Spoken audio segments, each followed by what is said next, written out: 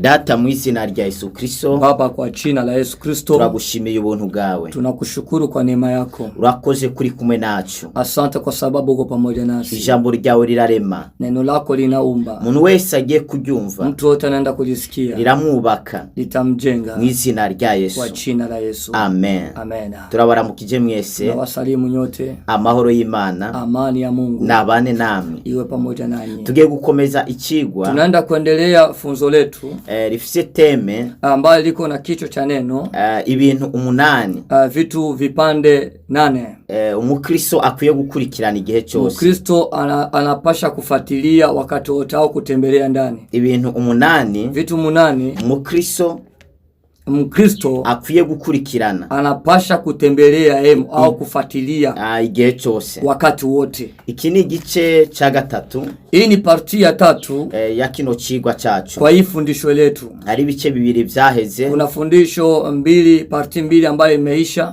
Twavuzemwo ibintu bishika kuri 3. Tulisema kwa vitu ambavyo vinafika 3. Turasigaje ibintu 5. Lakini tunabakia na vitu 5. Umukristo akwiye gukora, Mkristo ambaye anastahili kutenda igihe cyose, wakati wote.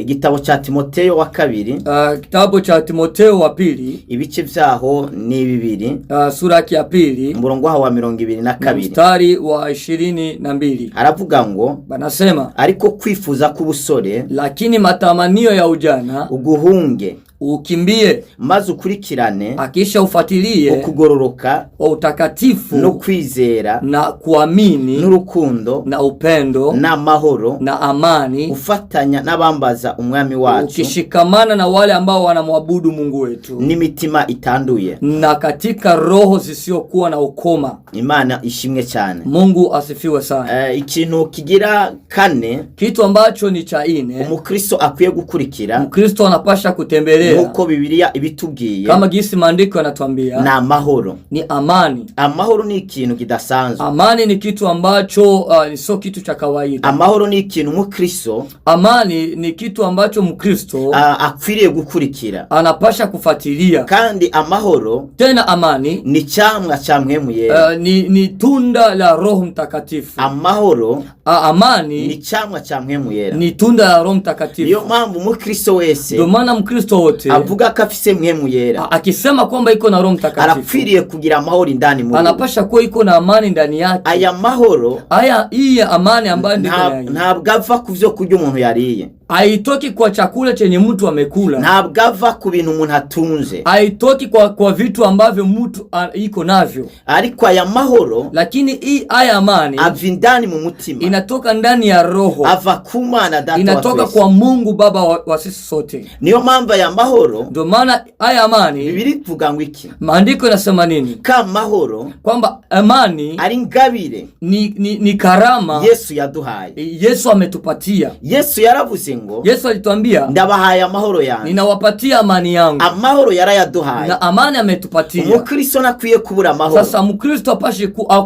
apashe kukosa amani. Igihe cyose, wakati wote, urakwiye kugira amahoro ndani muri, unapasha kuwa na amani ndani yako. Urakwiye kugaragaza amahoro ahantu hose, unapasha kuonesha amani ndani yako mahali pote. Kubera amahoro, kwa sababu amani ari cyamwa cha mpwemu yera, ni tunda Roho Mtakatifu. Ahantu hose uri kurata, mahali pote kunapita, abantu barakwiye gukubona, watu wanapasha kukuona nk'umunyamahoro, kwamba mtu wa amani. Nimba winjiye mu rugo, kama unaingia ndani ya nyumba, rurimo intambara, ikiwa ndani vita, rurimo ibibazo, iko ndani matatizo, uri umukristo, uko Mkristo, ugo rugo, iyo unyumba, izo ntambara, iyo vita zitegerezwa guhagarara, zinapasha kushimama, kubera amahoro, kwa sababu amani yamaze kugera wapi, isha ingia katika nyumba hii. Birivuga ngo tubane amahoro n'abantu bose. Sasa maandiko yanasema tuishi amani kwa watu wote, abantu bose tubane mu mahoro, watu wote tuishi pamoja na amani, kumvikane n'abantu bose, tusikilizane na watu wote. Umukristo nakwiriye ko umuntu w'intambara, Mkristo apashe kuwa mtu wa vita, nakwiye ko umuntu w'ibibazo, apashe kuwa mtu wa matatizo, nakwiye ko umuntu ateza intambara ahantu, apashe kuwa mtu wa kuleta vita katika mahali popote, kuba umuntu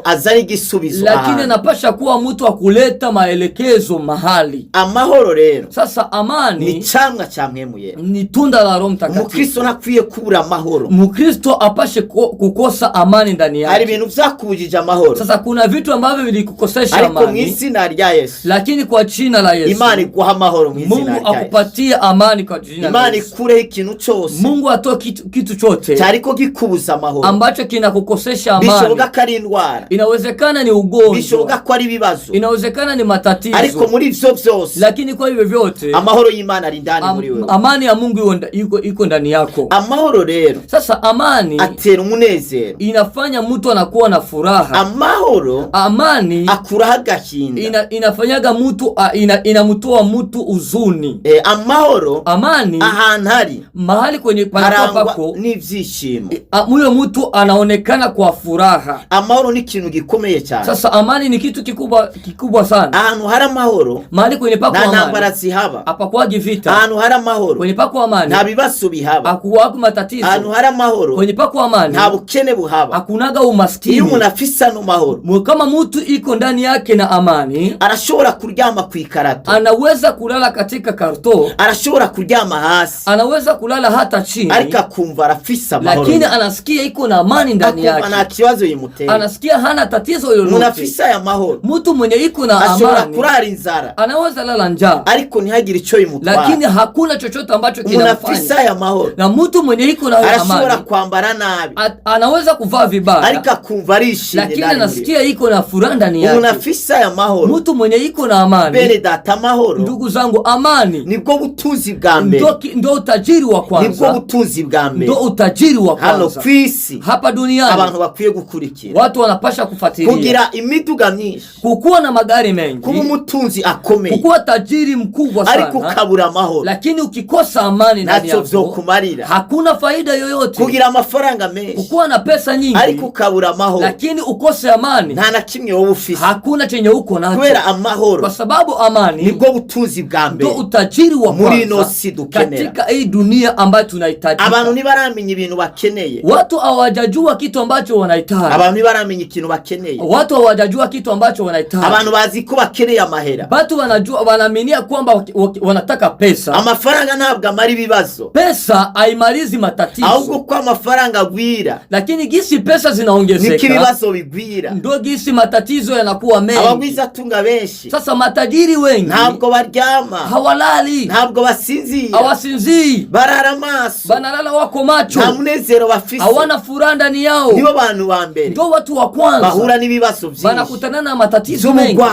ya ugonjwa. Rero amahoro, amani nibwo butunzi bwa mbere, ndo utajiri wa kwanza, nibwo butunzi bwa ndo mbere, utajiri wa kwanza. Amahoro, amani atuma umuntu abyibuha, yanafanya mtu ananenepa, atuma umuntu amererwa neza, inafanya mtu anakuwa mzuri, atuma umuntu aramba, inafanya mtu anaishi miaka mingi. Amahoro, amani umuntu ayafise, ukikuwa na amani ndani yako, nubwo yoryama mu nzu y'ivyatsi, hata kama uyo mtu alale katika nyumba ya nyasi, nubwo atoba yarize, hata kama kusomaga, burya amahoro, lakini amani ubutunzi bukomeye cyane, utajiri wa kwanza. Ndasengeye urugo rwawe, ninaombea unyumba wako urugira amahoro mw'izina rya Yesu, ikuwe na amani kwa jina la Yesu. Urazi kubakana n'umuntu, unajua kujenga unyumba na mtu afise ibintu byinshi, iko na vitu vingi, ariko ataguha amahoro, lakini akupatia amani, birangira iyo nzu yisambuye, ni lazima hiyo nyumba itabomoka. Kubana n'umugore mwiza, kuishi na mwanamke mzuri, ariko ataguha amahoro, lakini akupatia amani, yo bibisa no kubana n'ingurube, inafananishwa kwamba na mtu anaishi na nguruwe. birivuga ngo umugore mubi,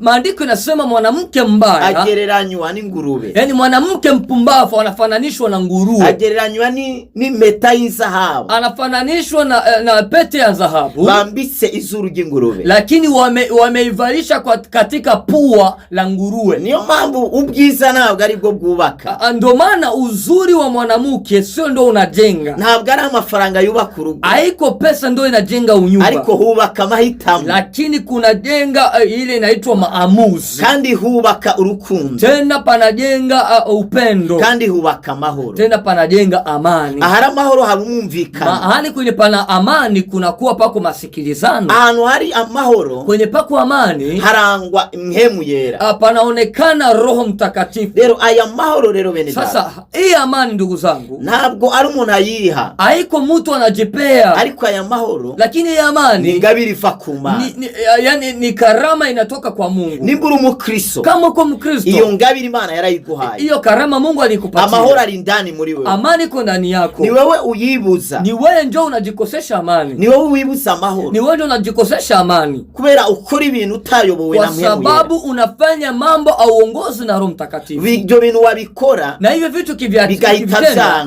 akisa vinakataa, bimaze kwanga, baada ya kukataa wabara ugaca winjira muri maumivu au huzuni unaingia ndani yako. Birivuga ngo abarongorwa na mpemu yera, maandiko yanasema wale ambao wanaongozwa na Roho Mtakatifu nibo bana b'Imana, ndio watoto wa Mungu. Mpemu w'Imana nakuyobora. Sasa Roho wa Mungu akikuongoza, na esheke uzabona, hakuna tatizo au esheke utaikutana nayo. Abantu benshi nimwumvira mpemu yera, watu wengi hawamkubali au hawamsikii Roho Mtakatifu. Abantu benshi ntabwo baja mu mugambi w'Imana, watu wengi hawaendi katika mpango wa Mungu, ahubwo abantu benshi, lakini watu wengi bahamagara Imana, banamuita Mungu mu migambi yabo, katika mipango yao. Abantu bahamagara Imana, yani watu wanamuita Mungu mu bintu byabo, katika mambo yao, ariko bobo, lakini wao ntibashaka kuja, hawataki kuenda mu bintu by'Imana, mu mambo ya Mungu, mu migambi y'Imana, mu mpango ya Mungu. Urahamagara Imana, unaita Mungu, bino muri kano kazi, kuja katika kazi hii, ngabo sio yakaguhaye, lakini sio alikupatia kazi. Urahamagara Imana, unaita Mungu, bino muri runo rugo rwanje, kuja katika unyumba wangu, ngabo ugo rugo si Imana yarutanguje, lakini katika hiyo nyumba sio Mungu alianzisha. Ugingo zose si Imana isubaka, sasa unyumba wote sio Mungu anaujenga, ari ngo zubakwa n'ibigumba gumba, lakini kuna wengine unyumba ambao unajengwa na maisia. Yes, ari ngo nyinshi zubakwa. Sasa kuna nyumba nyingi zinajengwa n'ivyifuzo vy'abantu na matumaini, yani matamainio ya watu.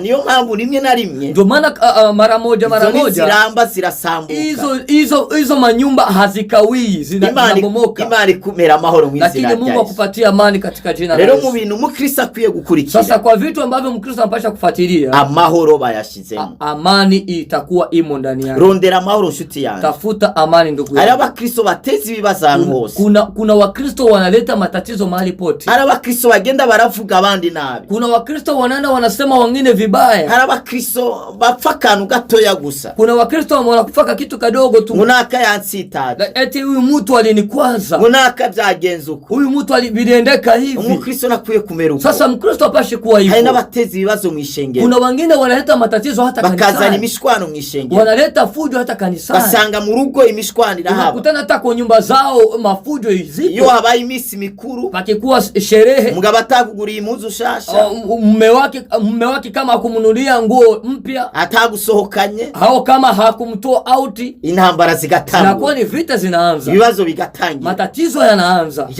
Rero ivyo bibazo, sasa hayo matatizo bizatuma amahoro yo mu rugo agenda, itafanya amani ya katika nyumba hiyo ipotee. kandi ahantu hatari amahoro, tena mahali kwenye hakuna amani, acha haba ibibazo, patakuwa matatizo. kubera ahantu hari amahoro, kwa sababu kwenye pana amani haba hari inyishu, panakuwa pako jibu. bisigura ngari ahantu hatari amahoro, sasa inamaanisha kwamba kwenye hakuna amani, haba hari kibazo, panakuwa pako tatizo, kandi haba hari intambara, tena pako vita. kubera ahantu hari amahoro, kwa sababu kwenye kuna amani, ntambara zihaba, hakunaga vita, nta bibazo bihaba, hakunaga matatizo, haba umunezero, kunakuwa pako furaha. Ariko ahantu hatari amahoro, lakini kwenye hakuna amani, haba umubabaro, kunakuwa pako huzuni. nuko uri kurarya gute, hata kama unakula vizuri, nuko ufise bijya na birya, hata kama uko na hivi na hivi, ariko atamahoro, lakini kama huna amani, nta kintu na kimwe ubufise, hauna kitu chochote, nta munezero ubufise, hauna furaha. hari abantu benshi biyahura. Sasa kuna watu wengi wanajimaliza au wanajua bafise ibintu, tena wako na kila kitu. hari abantu benshi, wako watu wengi bifuza kubomora ingo, wanatamani kusambua unyumba wao, kandi nta kintu na kimwe babuze, tena hakuna hata kitu kimoja wanakosa, ariko kubera babuze amahoro, lakini kwa sababu walikosa amani, nico kintu ca mbere, ndio kitu cha kwanza cyari gikenewe mu buzima bwabo, kilikuwa kinahitajika katika maisha yao. Inkuru imwe ndangiza, habari moja nimalize. ngiye kiba umugabo umwe yari umugwiza atunga, siku moja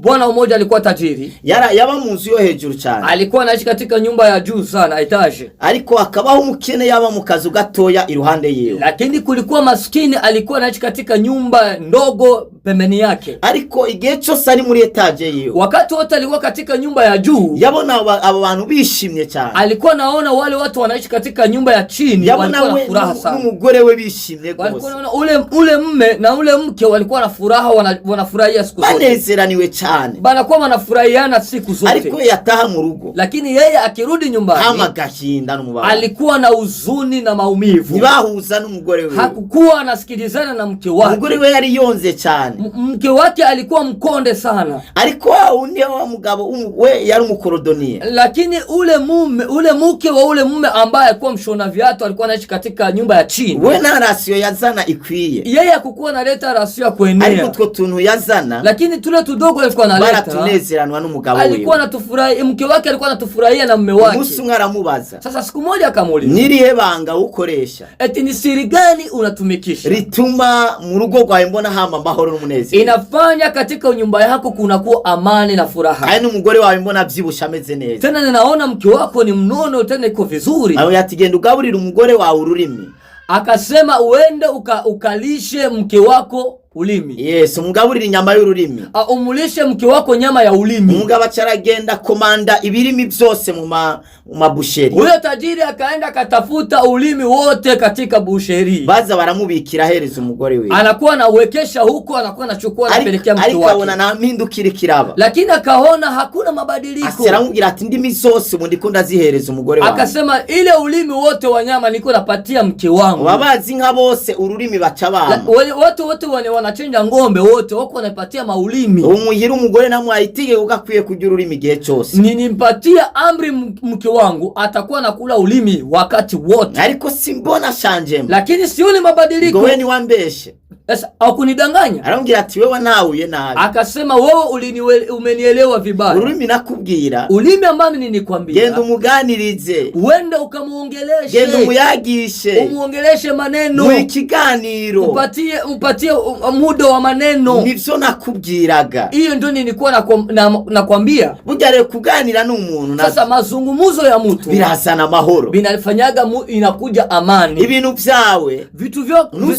Nuzobibwira abantu bose. Usiambie kila mtu. Ariko kandi nuzobeho. Tena usiishe udafise abantu bakeya. Kama hauna watu wadogo. Aho cyangwa umuntu umwe. Au mtu mmoja. Ubwira ibibazo byawe. Unamwambia matatizo yako. Kwera nibikuma muri wewe. Kwa sababu vikibaki ndani yako. Uzabu musazi. Utakuwa msazi. Bizagucanga. Vitakuchanganya. Ariko ugira umugwi w'abantu bakeya. Lakini ukuwa na kundi ya watu wadogo. Wizera wizigira. Wenye unaamini na unatumainia. Ushobora kugira ivyawe. Wenye unazaambia mambo yako. Imana iguhezagire cyane. Mungu akubariki sana. Ndarangirije aho ngaho. Ninaachia hapo. Abakristo turondera amahoro. Wakristo tutafute amani. Turondera ibibazo. Tusitafute matatizo. Ariko Biblia yatubwiye. Lakini maandiko yanatuambia turondera amahoro. Tutafute amani. Imana ibahezagire cyane. Mungu awabariki sana. Urifuza gusengerwa? Kama unatamaniwa kuombewa. Ufise umutwaro. Uko na hitaji. Ufise inzozi. Uko na ndoto. Warose zirakuzazanira. Uliota zikakuchanganya. WhatsApp yacu. WhatsApp yetu ni plus 257 257 65 65 177 amajana 339. Imana ibahezegere cyane. Mungu awabariki sana. Musangiza abandi. Mutupia wengine huku na huku. Zino nyigisho. Haya mafundisho. Kugira ngo zibashe kubagera. Ili zipate kuwafikia. Mwarahezegiwe cyane. Mmebarikiwa sana.